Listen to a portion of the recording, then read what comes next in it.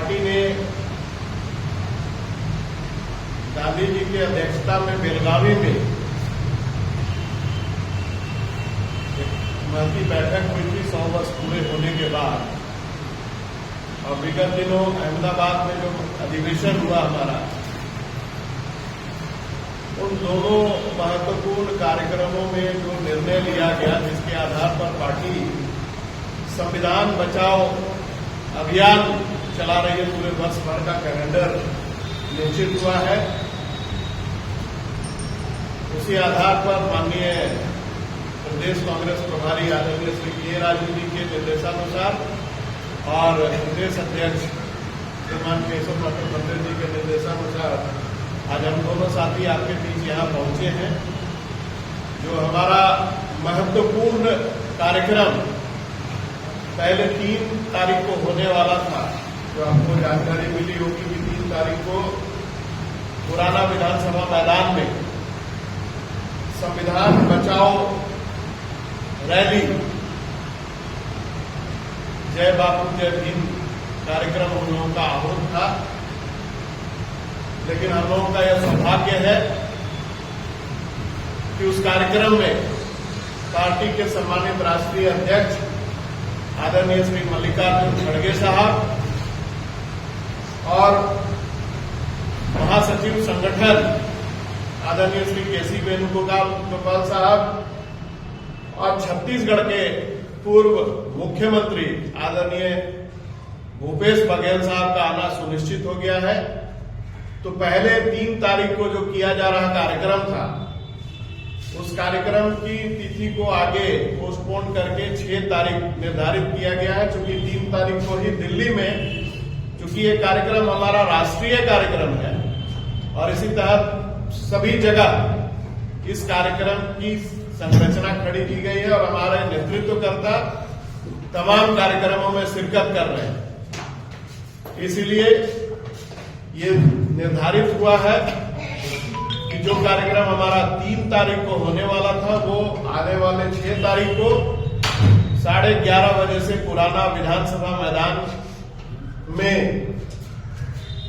Rally निर्धारित होगा। जो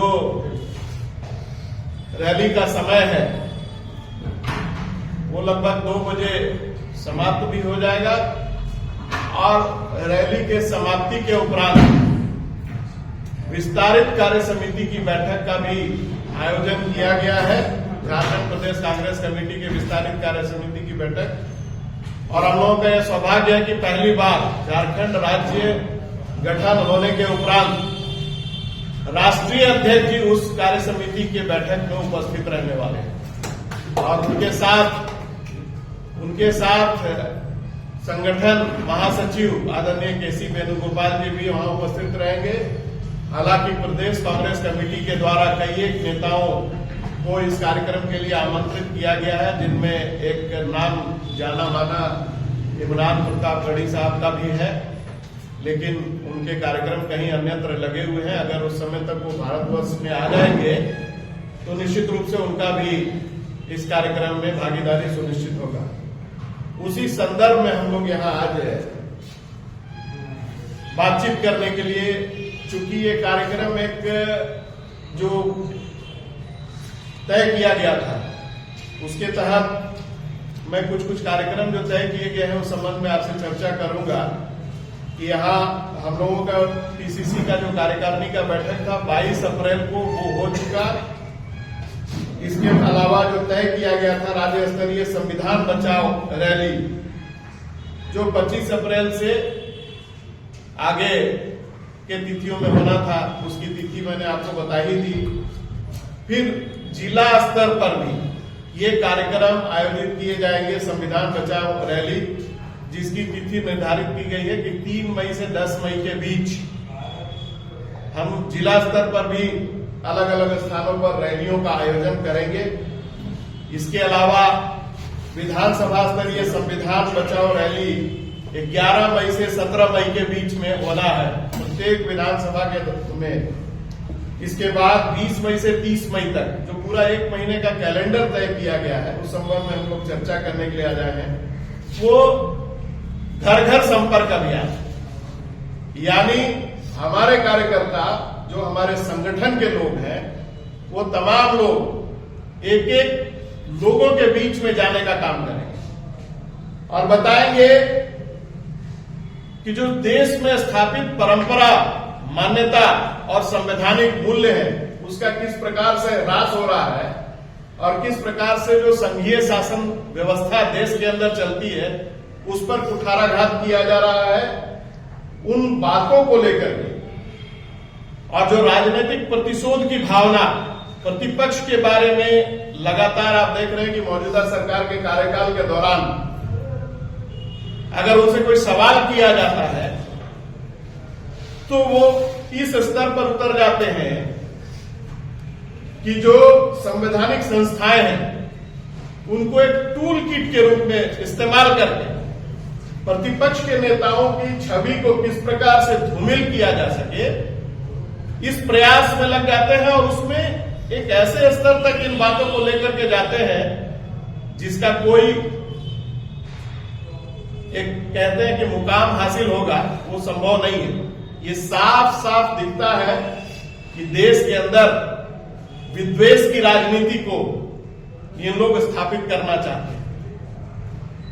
और आज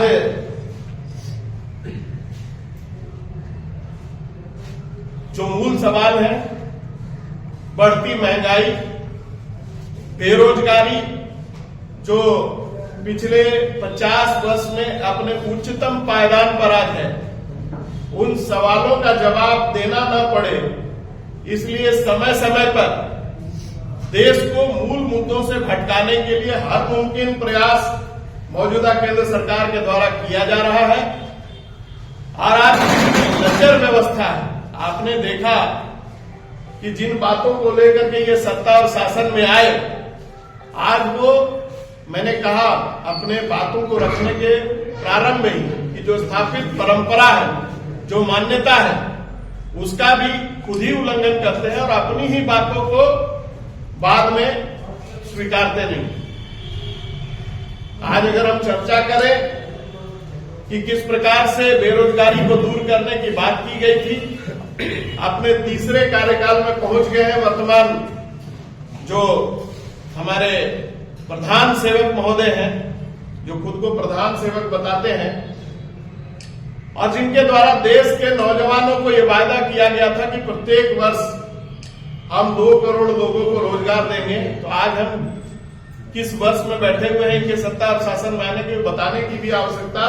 मुझे लगता नहीं है, क्योंकि आप सभी लब्ध प्रतिष्ठित समाचार समूहों के संवाददाता हैं। आपको ये ज्ञात है कि कितने दिनों का शासन काल हो गया और जो संख्या बल आज नौजवानों को बेरोजगारी को दूर भगाने के लिए होना चाहिए था, उसको हम कितना हासिल कर पाए। ये अलग बात है कि हम बार बार कहते हैं कि इधर उधर की बात न कर, ये बता कि काफिला क्यों रुका। और आज भी देश के अंदर नौजवान बेरोजगार क्यों घूम रहे हैं, इनकी गलत नीतियों के कारण आज जो सबसे बड़ा कुठाराघात हुआ है वो असंगठित क्षेत्र के अंदर हुआ है, जहां ये बार बार कहते हैं आत्मनिर्भरता की बात करते हैं, लेकिन इनकी गलत नीतियों के कारण किस प्रकार से जो स्वरोजगार में भी लिप्त लोग थे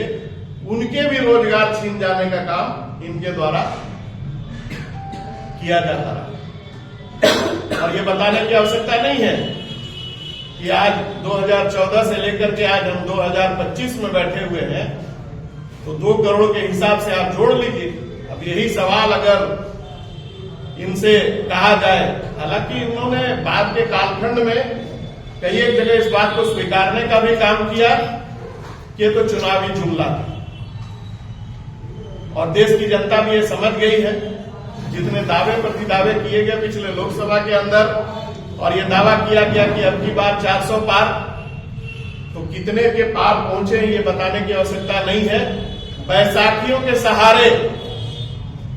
आज ये हालात बन पड़ा है कि देश के लोगों की जान माल की सुरक्षा भी संभव नहीं हो पा रही है। हाल में जो पहलगाम का घटना हुआ, जिस प्रकार से आतंकवादियों के द्वारा पहलगाम में 28 लोगों के जान माल की क्षति हुई है, और आपने देखा कि जो सर्वदलीय बैठक बुलाई गई, उस सर्वदलीय बैठक में आदरणीय प्रधानमंत्री को उपस्थित होना चाहिए था, लेकिन उन्होंने उस बैठक में उपस्थित होने के बजाय मधुबनी में जाकर के बिहार के मुख्यमंत्री के साथ हंसी ठिठोली करते हुए जनता को गुमराह करने का काम किया और उस बैठक में नहीं गए। और जो सर्वदलीय बैठक हुई, पहली बार जब पूरा का पूरा प्रतिपक्ष इस बात को लेकर के सरकार के साथ चट्टानी एकता के साथ खड़ा होने का एहसास उनको दिलाया कि अब बहुत हो चुका, इस बार आतंकवाद पर कम से कम निर्णायक प्रहार कीजिए, और हम सभी आपके हर उस कदम के साथ हैं, क्योंकि सवाल जवाब तो बाद के दिनों में भी होते रहेंगे। लेकिन आपने देखा कि किस प्रकार से हमारे प्रतिपक्ष के नेता, लीडर ऑफ अपोजिशन लोकसभा के अंदर आदरणीय श्री राहुल गांधी हो, या हमारे पार्टी के सम्मानित राष्ट्रीय अध्यक्ष आदरणीय मल्लिकार्जुन खड़गे साहब हो, उन्होंने वहां अपनी उपस्थिति दर्ज कराई और सीधे सीधे सरकार के साथ इस पूरे प्रकरण से निपटने के लिए हर मुमकिन निर्णय में खड़ा होने का भरोसा दिलाया, और तब जाकर के सरकार ने पहली बार स्वीकार किया कि नहीं, वास्तव में सुरक्षा में चूक हुई। तो आप समझ सकते हैं कि न लोगों को रोजगार मुहैया करवाने में कामयाब हो पा रहे हैं ये लोग, न महंगाई दूर करने में कामयाब हो पा रहे हैं, और जो मूल कारक होता है कि देश के लोगों को किस प्रकार से सुरक्षित रखा जा सके, उस व्यवस्था में भी ये कारगर साबित नहीं हो रहे हैं। बावजूद इसके इतनी गंभीरता तो कम से कम होना चाहिए था, जिस प्रकार से ये कहा गया कि प्रधानमंत्री जी गंभीर हैं, तो हम लोग भी चाहते हैं कि प्रधानमंत्री जी गंभीर रहें और हमारी देश की एकता और अखंडता पूरी तरह से प्रदर्शित रहे। पूरा का पूरा विपक्ष चट्टानी एकता के साथ, प्रधानमंत्री जी के साथ आतंकवाद से निपटने के लिए अपनी सहमति, समर्थन, सहयोग का घोषणा कर चुका है। लेकिन जब सवाल, भाई लोकतंत्र है, संघीय शासन व्यवस्था है, आप अगर चुनाव प्रचार कीजिएगा तो कुछ लोग सवाल भी करते हैं। तो हमारे नेता आदरणीय राहुल गांधी हो या मल्लिकार्जुन खड़गे जी हो, उन्होंने, आपने देखा होगा कल सोशल मीडिया में पब्लिक डोमेन पर एक चिट्ठी भी चल रही है कि देश के अंदर इस स्थिति में एक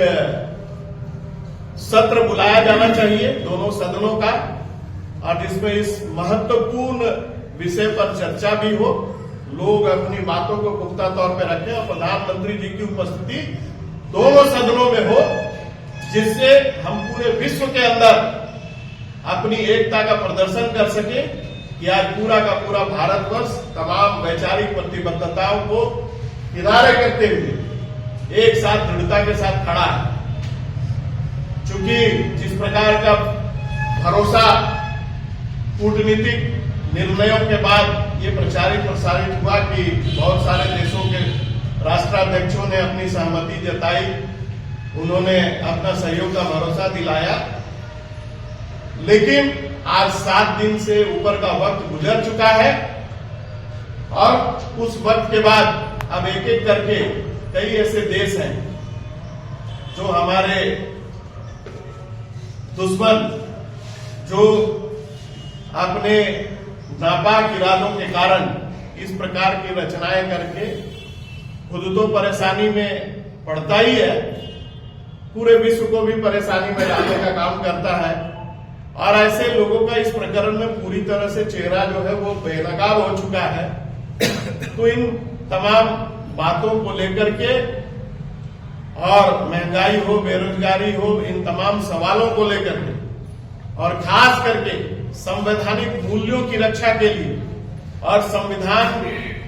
जो आज जिस प्रकार से उसका दुरुपयोग एक प्रकार से हम कह सकते हैं कि किया जा रहा है, उसकी रक्षा के लिए संविधान बचाओ रैलियों का आयोजन पूरे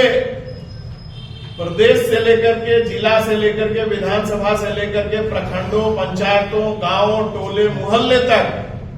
यानी अगर हम घर घर संपर्क अभियान कर रहे हैं तो ये तय है कि हम समाज के अंतिम पायदान पर बैठे हुए व्यक्ति के घरों तक पहुंचेंगे और इन मूल सवालों से उनके साथ चर्चा करेंगे और उनको इस बात से अवगत कराने का काम करेंगे कि आज देश के अंदर हालात क्या है, जो एक जिम्मेवार राजनीतिक विपक्ष का एक फर्ज भी है कि हम इन सवालों को खड़ा करें। तो आज इन्हीं विषयों को लेकर के मैंने जो चर्चा किया कि भाई जो रैली यहाँ आहूत है, इतनी महत्वपूर्ण रैली है, पहली बार राष्ट्रीय अध्यक्ष जी की उपस्थिति होने वाली है, संगठन महासचिव जी भी आने वाले हैं, उसी दिन हमारे विस्तारित कार्य समिति की बैठक भी होना निश्चित हुआ है और हमारा ये पूरा प्रयास है, चाहे हजारीबाग जिला हो या झारखंड का कोई भी जिला हो, वहां से हजारों हजार की संख्या में लोग अपनी समर्थन, अपने सहयोग से रैली में शामिल होकर के इन सवालों को बुलंद करने का काम तो पार्टी ने बेलगावी में जब गांधी जी अध्यक्ष हुआ करते थे तब से लेकर के 100 वर्ष का कार्यकाल पूरा होने के बाद भारतीय राष्ट्रीय कांग्रेस के अध्यक्ष के रूप में हम लोगों ने बेलगावी में महत्वपूर्ण बैठक की थी, जिसमें देश के तमाम कांग्रेस नेताओं का प्रतिनिधित्व हुआ था। उसके बाद अहमदाबाद के अंदर हम लोगों का महाधिवेशन भी हुआ और उस महाधिवेशन में जो हम लोगों ने निर्णय लिया कि वर्ष भर हम लोग संविधान के सैद्धांतिक मूल्यों के रक्षा के लिए, संविधान को बचाने के दृष्टिकोण से और जनता को जिस प्रकार से मूल मुद्दों से भटकाया जा रहा है और सत्ता में रह करके जिस प्रकार से संवैधानिक संस्थाओं का दुरुपयोग एक टूल किट के रूप में किया जा रहा है, उन बातों को लेकर के, जिन बातों का भरोसा दिला करके देश के अंदर नौजवानों को रोजगार का भरोसा दिला करके, महंगाई को कम करने की बात करके, किसानों के सवाल को हल करने की बात को करके ये सत्ता में आए थे, वो तमाम सवाल आज गौन हो गए हैं और देश में जो मूलभूत आवश्यकता होती है कम से कम सुरक्षा की, जान माल की सुरक्षा की, आज वो इस सरकार के कार्यकाल के दौरान उसमें भी चूक हो जा रही है और हमारे आम नागरिक जो एक पर्यटक के रूप में भी देश के अंदर ही घूमने गए थे, उनको भी, उनकी भी हत्या हो जा रही है और ये मान रहे हैं कि सरकार से सुरक्षा में चूक हुई है। तो इन सवालों को लेकर के राज्य स्तरीय रैली, जिला स्तरीय रैली, विधानसभा स्तरीय रैली और फिर घर घर संपर्क अभियान के माध्यम से हम एक सजग राजनीतिक विपक्ष होने के नाते जनता को सीधे सीधे इन मुद्दों के साथ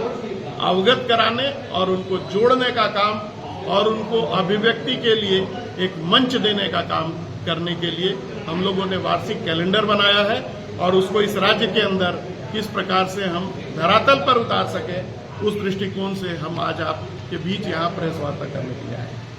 ठीक है, प्रतिपक्ष तो कहा ही है, प्रतिपक्ष ने सर्वदलीय बैठक में इस बात का ऐलान भी कर दिया है, हम लोगों ने कहा भी है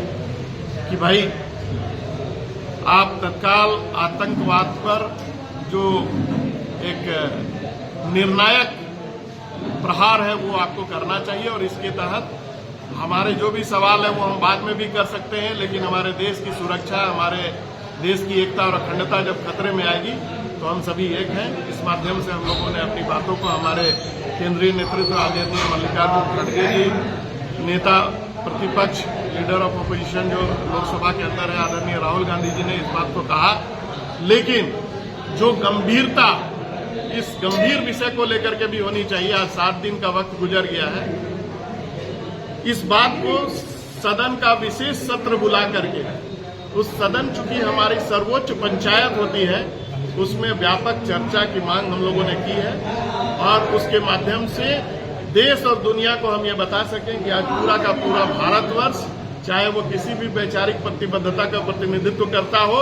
आज एक साथ खड़ा है और पूरी एकता के साथ आतंकवाद के निर्णायक प्रहार करने की इच्छा रखता है। इस बात को लेकर के हम लोगों ने पत्र भी दिया है। अब उस पर क्या निर्णय आता है ये तो आगे आने वाले दिनों में पता चलेगा।